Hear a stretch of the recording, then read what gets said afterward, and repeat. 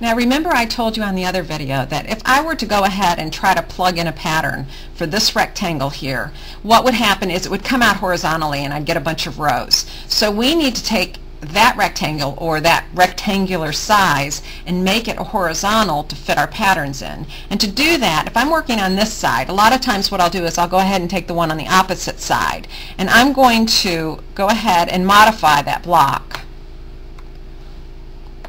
And the first thing I'm going to do is rotate it around to 90 degrees and then move it down so that I can kind of see what I'm doing. Let's move it down here. I'm going to hit finish it. There it is. It's right there. Okay, now what we're going to do is the same thing we did when we worked on this border. I'm going to add a border to this size horizontally. So I'm going to add a pattern. It's a pantograph. I'm going to use the current block. This is already highlighted in red, so that's the current block. Let's go down to the pattern again. Here we go. And there it is. And of course, as you can see, there's too many in there, so I'm going to clip it off. So I've just got even amounts of repeats. But here again, that's not leaving any room for those corner sections to be worked in. So the first thing I want to do is go ahead and get off one of those. So I'm going to go back and modify the pattern. And I'm not modify, but I'm going to go back and edit it. And here are your choices, and I want to split that pattern. So I'm going to zoom in again.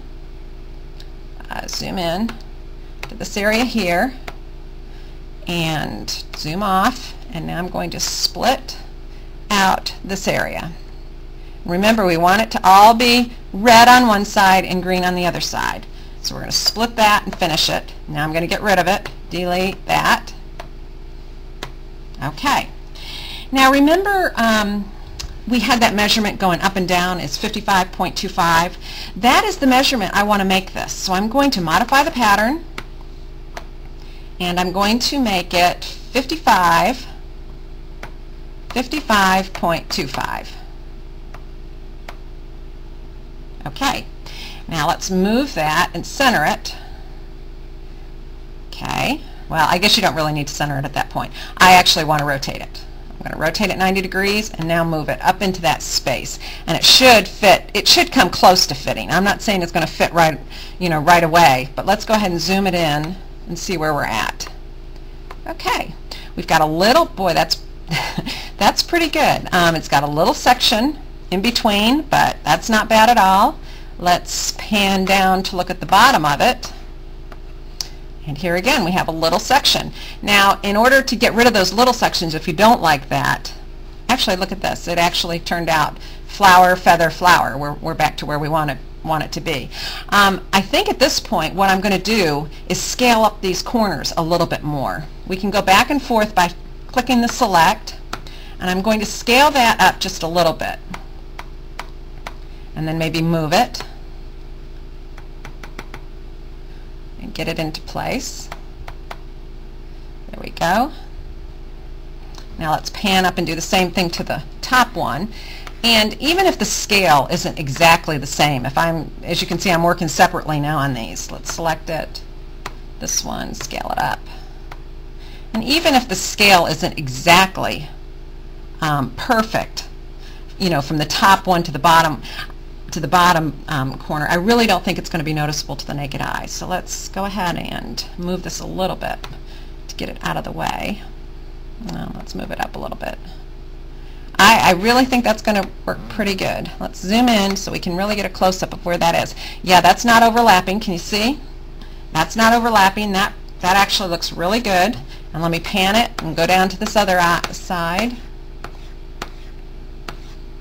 to where the corners. Here's where this corner comes out. That's pretty good. In order to change that a little bit, I may want to either scale that up. Let's select it, scale it a little bit bigger, and then maybe move it. Let's pan it down so we can see what we're doing. And actually, that's a pretty good fit. I probably wouldn't do much with that at all. I probably would just leave it. Okay, so let's finish that out. And here you have a pretty good start to this border. Now, in order to finish it up, what I would do is copy this section and bring it down here, copy these corners, put the corners in, and then copy this and flip it and put it over on this side. And really, all you really need to work on is two sides of this, the top and the side, because the top is going to be the same as the bottom, and the left side is going to be the same as the right side. So, or the right side is going to be the same as the left side. So I think you can figure the rest of that out. But that's the way I would set in a border with corners. Okay, here I went ahead and finished the rest of the quilt. You can see the border set in, and all I did was copy the right side, flipped it over to go on the left side, and same with the top and the bottom. And let's zoom this up so we can see how that worked. I think that did pretty good. That corner looks pretty good. See how these are going around? To scale, they look pretty good. I added a few more patterns, but here we go. That one, we already saw that one, and that one fits in pretty good. So that's pretty much how I would set up my quilt with borders.